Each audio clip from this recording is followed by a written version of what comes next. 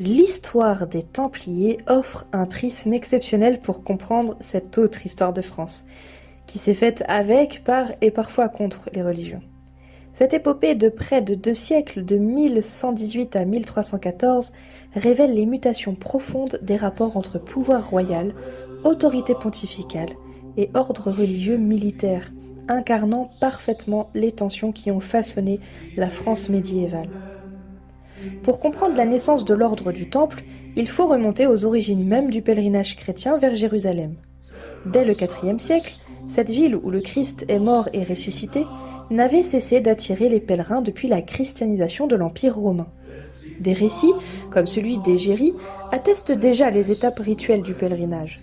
L'emplacement du Golgotha, l'Anastasie, cette rotonde que l'empereur Constantin et sainte Hélène, sa mère, ont fait bâtir au-dessus du tombeau d'où le Christ est ressorti vainqueur. À la même époque, en 392, saint Jérôme, le rédacteur de la Vulgate, cette traduction latine de la Bible qui fera autorité pendant des siècles, fonde 2 monastères à Bethléem, l'un pour les hommes et l'autre pour les femmes. Cette initiative révèle déjà que l'affluence des pèlerins était telle à Jérusalem qu'ils ne pouvaient y trouver le recueillement indispensable. Dès l'Antiquité tardive, la Terre Sainte pose donc des défis logistiques considérables. Faisant un pont dans l'histoire, nous retrouvons au IXe siècle Charlemagne, qui obtient que les pèlerinages chrétiens soient autorisés vers Jérusalem. 2 monastères sont même établis, l'un sur le mont Sion pour les moines, l'autre pour les moniales, près du Saint-Sépulcre. Tant bien que mal, les pèlerinages se sont poursuivis, malgré les difficultés croissantes. La situation se détériore brutalement lorsque les Fatimides, implantés en Afrique du Nord et basés au Caire, prennent Jérusalem en 969. Le calife Al-Hakim donne l'ordre de détruire la rotonde du Saint-Sépulcre. Quand la nouvelle se propagea, le choc fut énorme dans l'Occident chrétien. En 1054, l'empereur de Byzance parvient à un accord avec l'un des successeurs d'Al-Hakim qui autorise la reconstruction de la rotonde, mais celle-ci ne peut être menée à terme puisque l'Empire byzantin doit se défendre contre l'invasion des Seldjoukides qui ont embrassé la foi musulmane. En 1074, l'empereur de Byzance, Michel VII Doukas, fait appel au pape pour que les chrétiens d'Occident viennent au secours de l'Orient. 20 années passent avant que la réponse pontificale ne tombe. Entre-temps, les Occidentaux apprennent le sort tragique de nombreux pèlerins, notamment ceux qui, en 1065, s'étaient engagés aux côtés de Günther, évêque de Bamberg, massacré jusqu'au dernier. Dès lors, tout pèlerinage se révélait impossible, sinon les armes à la main. Et c'est dans ce contexte dramatique qu'en 1095, lors du concile de Clermont, le pape Urbain II appelle les chrétiens à la reconquête de la ville sainte. L'appel papal ne trouva aucun écho officiel, ni chez l'empereur, ni chez le roi de France, mais de nombreux seigneurs décident individuellement de prendre la route le 15 août 1096. Les Flamands de Geoffroy de Bouillon, les Français de Hugues de Vermandois, frère du roi Philippe Ier, et les Normands de Sicile de Bohémond et de Tancrède. Une multitude de petites gens emmenés par Pierre l'Ermite les avait d'ailleurs précédés par groupes informels, sans encadrement, mais formant une véritable marée humaine. Après 3 années de route poursuivies séparément à travers l'Europe centrale, 12 000 hommes, selon les estimations, parviennent sous les murs de Jérusalem qu'ils prennent le 15 juillet 1099, une prise suivie d'un affreux massacre de la population. C'est dans ce contexte que naît en 1118 une institution révolutionnaire. Hugues de Pahins regroupe ses compagnons au sein d'un ordre qui s'appelle les Pauvres Chevaliers du Christ, qui se donne pour vocation d'assurer le service et la défense des pèlerins entre le lieu de débarquement et l'arrivée à Jérusalem, et de prendre en charge la police de la route. Immédiatement, leurs services sont appréciés. Après que Baudouin II leur ait donné pour résidence une salle de son palais de l'esplanade du Temple, ils deviennent les chevaliers du Temple, les Templiers. Une de leurs priorités est de surveiller les routes les plus menacées, notamment entre Haïfa et Césarée de Palestine, un défilé à travers les montagnes. Déjà animé de cette préoccupation sécuritaire, Hugues de Pahins et son compagnon Godefroy de Saint-Omer ont construit dès 1110 la tour de Destroys, sorte de relais de sécurité pour les pèlerins. Leurs premières années se passent à mener des opérations militaires ponctuelles à caractère défensif. Mais l'originalité fondamentale de ces chevaliers réside dans leur double engagement. Dans la ligne de pèlerinage qu'ils assuraient, ces chevaliers ont voulu prendre un engagement religieux d'un genre nouveau. Ils se considèrent comme des moines, mais également comme des guerriers. Cette conception révolutionnaire nécessite une reconnaissance officielle. Moins de 10 ans après la fondation de l'ordre, à l'automne 1127, Hugues de Pahins passe la mer avec 5 compagnons et vient en France solliciter du pape Honorius II une reconnaissance officielle et établir une règle propre à leur vie. Jusqu'alors, les Templiers se sont inspirés de la règle de saint Augustin, mais leur nombre s'est fortement accru et leur activité s'est suffisamment intensifiée pour qu'ils ressentent le besoin d'une véritable organisation. Ils bénéficient du soutien de saint Bernard, l'une des plus éminentes personnalités de l'époque. Le 13 janvier 1128, à Troyes, un concile présidé par le légat du pape Matthieu d'Albano rassemble de nombreux prélats, archevêques de Sens et de Reims, évêques de Troyes et d'Auxerre, l'abbé de Cîteaux lui-même. Au cours des débats, une première règle est rédigée qui sera mise au net par le patriarche de Jérusalem, Étienne de Chartres, la règle latine. 12 ans plus tard, une seconde règle en français la reprendra avec quelques variantes. La règle prévoit plusieurs sortes de membres, comme la plupart des ordres religieux de l'époque, pour mieux tenir compte de l'action militaire que les Templiers doivent mener. Les chevaliers, seuls combattants proprement dit, sont recrutés dans la noblesse, conformément aux traditions de la chevalerie du Moyen-Âge. Leurs auxiliaires, sergents et écuyers, appartiennent au peuple ou à la bourgeoisie. Des prêtres assurent le service religieux et l'administration des sacrements. Enfin, les serviteurs et aides divers viennent du bas de l'échelle sociale. Leur tenue est également réglementée avec précision. Les chevaliers du Temple doivent porter blanche robe qui les distingue des autres membres non combattants, vêtus d'un manteau noir ou brun. Ce n'est qu'un peu plus tard, probablement lors d'un chapitre général tenu à Paris, que le pape Eugène III octroie aux chevaliers la croix vermeille, sorte de blason qu'ils portent sur le dos ou sur l'épaule, cousu sur leur manteau blanc. À la tête de l'ordre se trouve le maître.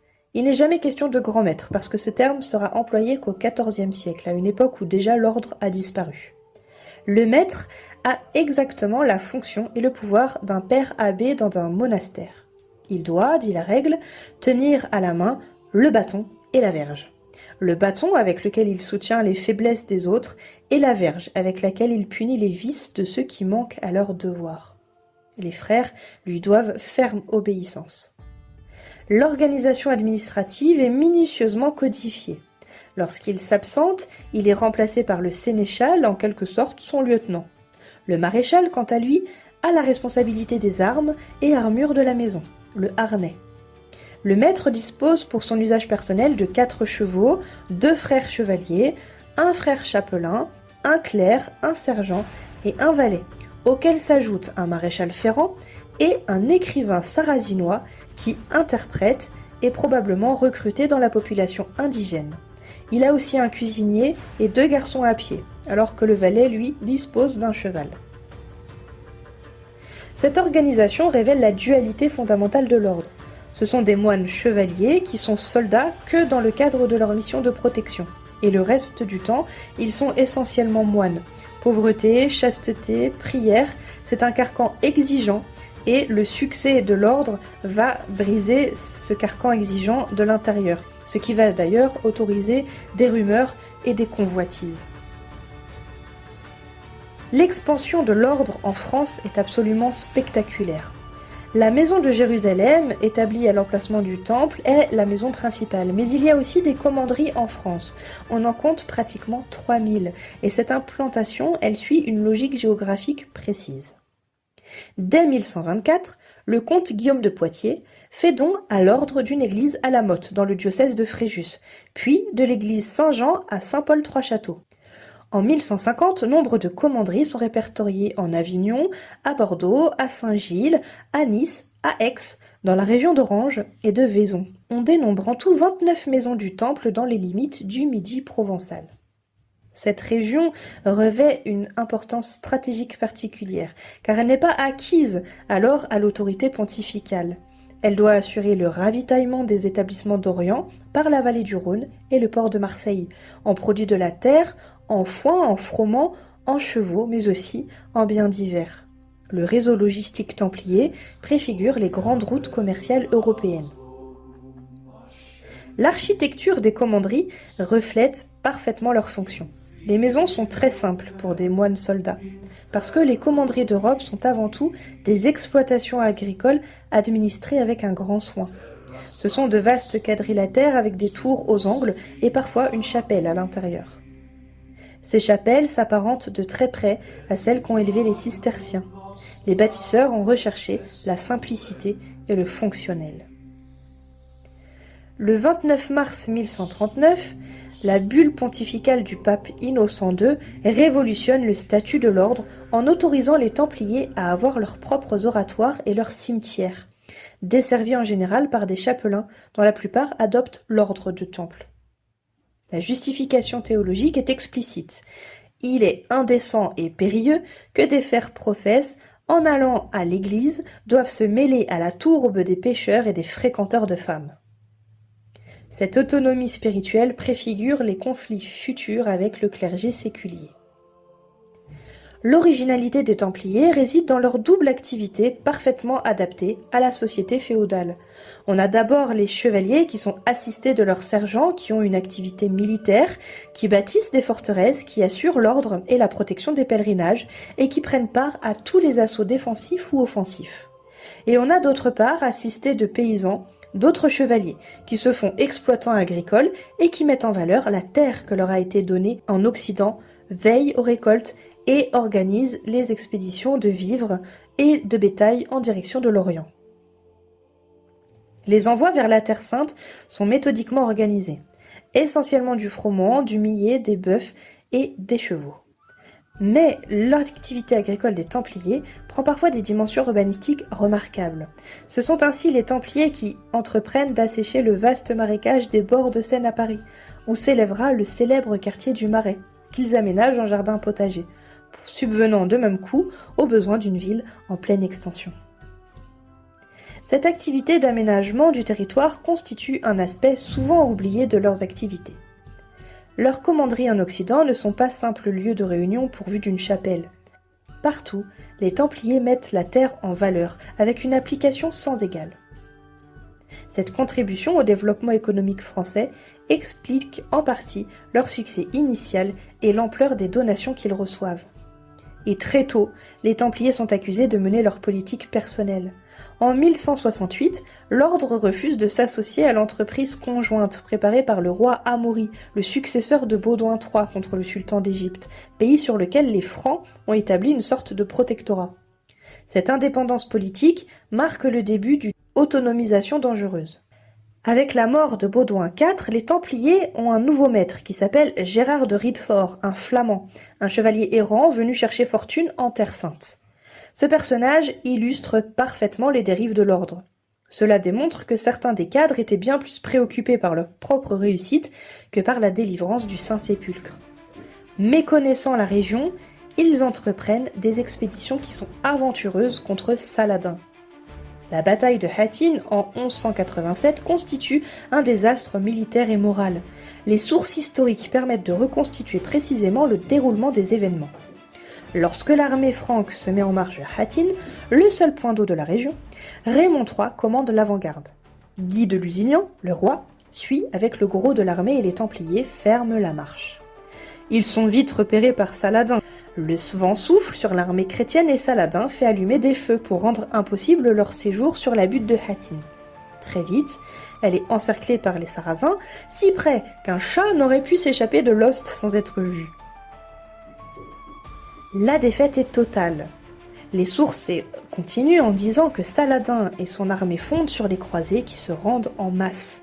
C'est le sort des Templiers qui révèle le caractère religieux du conflit, puisque Saladin livrera les Templiers à ses hommes, qui les martyriseront pendant des jours, ou les tueront, les considérant comme ennemis jurés, avant de les supplicier et de leur demander de crier la loi, c'est-à-dire d'embrasser la foi musulmane, ce que refusent les 230 chevaliers. Saladin massacre les chevaliers mais laisse la vie sauve à Gérard de Riedefort. Et cette clémence sélective suscite immédiatement des soupçons. Le sultan s'empare de Jérusalem le 4 juillet 1187, réduisant la population en esclavage, à l'exception de ceux qui peuvent se racheter ou que le sultan consent à libérer, voire à racheter lui-même. Symboliquement, la résidence du temple redevient la mosquée Al-Aqsa et le Templum Domini, la mosquée d'Omar.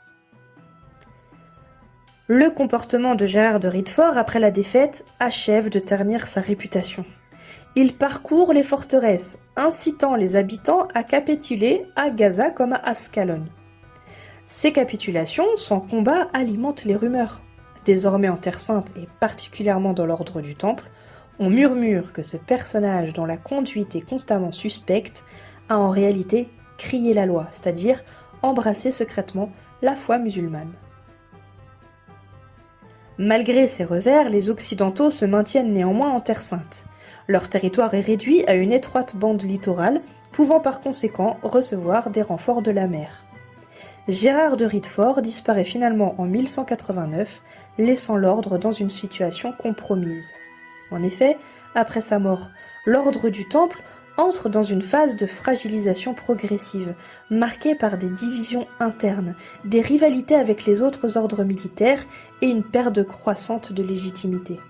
Le prestige des Templiers, déjà entamé par les erreurs stratégiques de Riedefort, s'effrite alors que certains modes remettent en cause la ligne dure et militariste adoptée jusque-là. La concurrence entre ordres militaires s'intensifie. Tandis que les hospitaliers gagnent en influence en se positionnant comme plus modérés et diplomates, les Templiers s'enferment dans une posture rigide, refusant toute alliance qui ne soit pas validée par Rome. Cette intransigeance éclate au grand jour lors de la croisade de Frédéric II. Excommunié, mais capable de reprendre Jérusalem sans combat en 1229, l'empereur est rejeté par les Templiers qui refusent de reconnaître son succès. Cet affrontement politique a des conséquences durables. Frédéric pousse à soutenir les chevaliers teutoniques, créant ainsi un nouvel ordre rival, loyal à l'Empire, mais pas au pape. Dès lors, l'image des Templiers se détériore. Trop riches, trop puissants, trop indépendants, ils sont perçus comme un État dans l'État, coupé de la réalité des croisades. Leur isolement devient criant après la chute de Saint-Jean d'Acre en 1291, lorsque les États latins disparaissent. Dépourvus de territoire, mais toujours détenteurs de vastes richesses et de réseaux financiers puissants, ils suscitent jalousie et soupçons, jusqu'à devenir la cible du roi de France Philippe le Bel. L'ordre, miné par les tensions passées et privé d'alliés solides, ne survivra pas à l'assaut judiciaire et politique qui s'abat sur lui à partir de 1307. Les Templiers sont donc devenus impopulaires. Les exemptions dont ils jouissent par rapport au corps ecclésiastique dans l'ensemble a donné une impopularité importante. En effet, avec la bulle d'Innocent II en 1139, l'ordre du Temple échappait à la juridiction des évêques. Il pouvait avoir ses propres prêtres, ses chapelains, qui assuraient l'assistance religieuse et ne relevaient pas des évêques du diocèse du lieu. Les privilèges financiers attisent particulièrement les jalousies. De même, les Templiers étaient exonérés de toutes les dîmes auxquelles étaient soumis en général les ordres religieux, exception faite des cisterciens. Divers autres privilèges, comme la jouissance d'une quête, annulent dans chacune des églises, ajoutent encore aux jalousies, nées de ces avantages que les évêques trouvent indus. Les Templiers bénéficiaient de nombreuses donations, avaient la réputation d'être riches. Cette richesse les conduit naturellement vers les activités financières. Et ce lien avec l'argent avait contribué à faire des Templiers de véritables banquiers. Le mécanisme est ingénieux.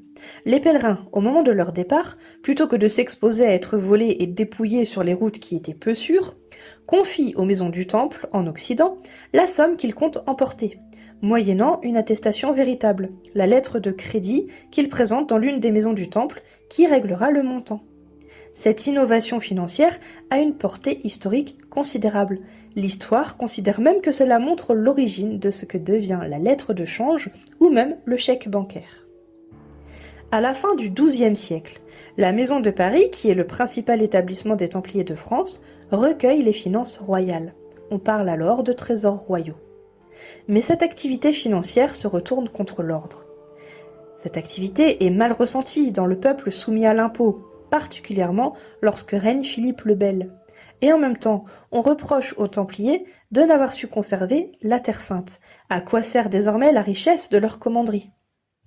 Le refus d'adaptation aggrave leur situation. Par ailleurs, le maître du temple, Jacques de Molay, rejette la proposition qui lui est faite de fondre son ordre avec un autre ordre, celui des Hospitaliers. Et cette intransigeance scelle leur destin. Par contre, rien ne laissait prévoir le stupéfiant dénouement.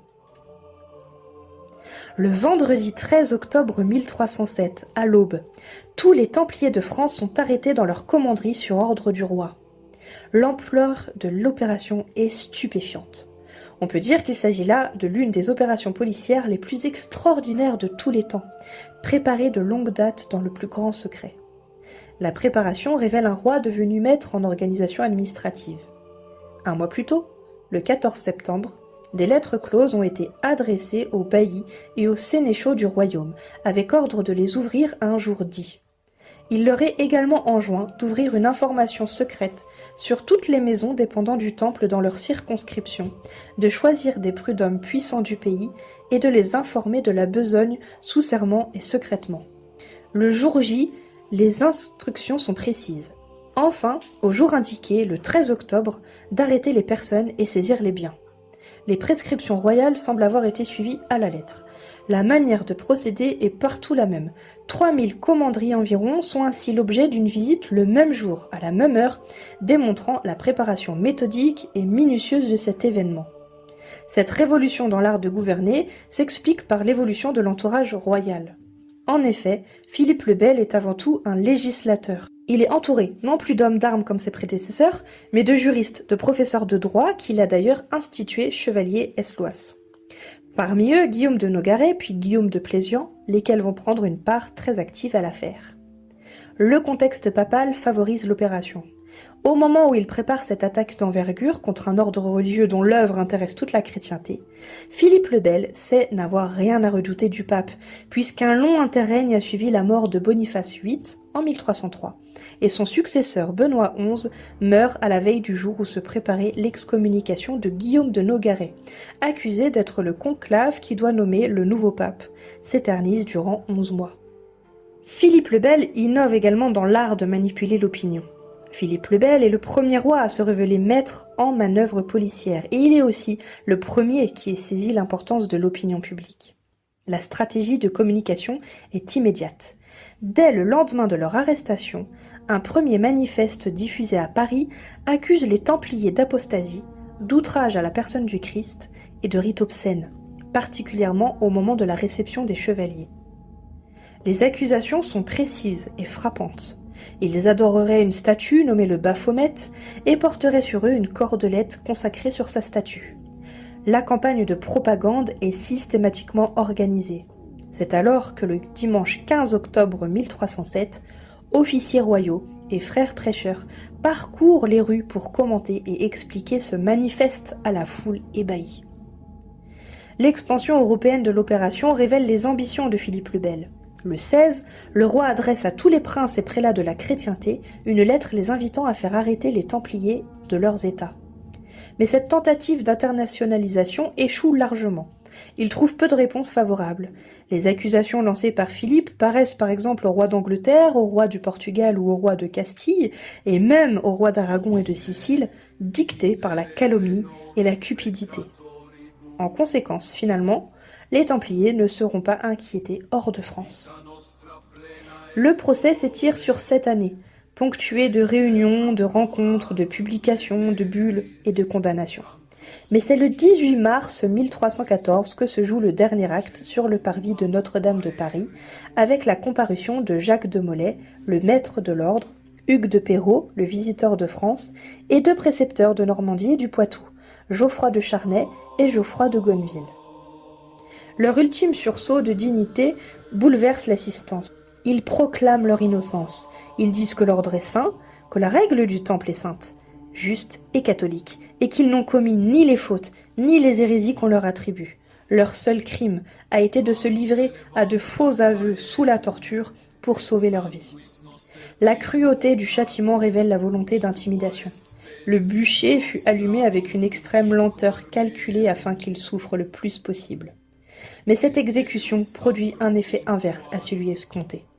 L'opinion publique française a quelque peu évolué au cours du procès. Les protestations ultimes et la mort courageuse de Jacques de Molay, de Geoffroy de Charnay ont ému. Les événements qui suivent frappent les contemporains. La mort du pape dans la nuit du 19 au 20 avril 1314, puis celle de Philippe le Bel, frappé d'apoplexie à l'âge de 47 ans le 20 novembre de cette même année, bouleversent. Ces coïncidences alimentent immédiatement la légende. Le peuple insinue à la légende de Jacques de Molay, maudissant le pape et le roi, les assignant l'un comme l'autre à comparaître dans les 6 mois devant le tribunal de Dieu. L'ironie du sort est cruelle en plus pour Philippe le Bel, puisqu'il n'a récupéré qu'une infime partie de la richesse accumulée. Et la postérité retient du coup la malédiction, les prophéties prêtées à Jacques de Molay, enchaîné au bûcher. L'histoire des Templiers dépasse le simple cadre de l'ordre religieux militaire. Elle offre une lecture à la fois politique, spirituelle et économique de la France médiévale, où l'État monarchique en construction a su tour à tour s'appuyer sur, s'opposer à, puis détruire les puissances religieuses jugées concurrentes.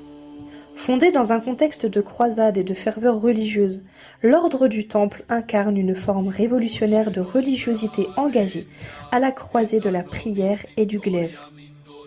Mais leur réussite, richesse, réseau, indépendance a provoqué leur perte. Trop autonome vis-à-vis de Rome, trop puissant aux yeux des princes et perçu comme inutile depuis la perte de la Terre Sainte, les Templiers deviennent un bouc émissaire idéal pour Philippe le Bel, soucieux de renforcer son autorité royale et de s'emparer de ressources. Leur procès, mené avec une brutalité et une habileté politique sans précédent, marque une rupture. C'est l'avènement d'un pouvoir d'État qui ne tolère plus les contre-pouvoirs religieux, fût-ce au nom de la foi. Et pourtant, malgré leur chute, les Templiers entrent dans la légende. Leur supplice, leur prétendue malédiction, les mystères entourant leurs trésors ou leurs doctrines ont nourri l'imaginaire collectif jusqu'à nos jours. Ils sont devenus un symbole, celui des idéaux trahis, du pouvoir absolu sans contrepoids, mais aussi du mystère jamais totalement élucidé. À travers eux, c'est une autre histoire de France qui se dessine, celle des tensions entre le sacré et le politique, entre la foi et le pouvoir, et entre la mémoire et le mythe.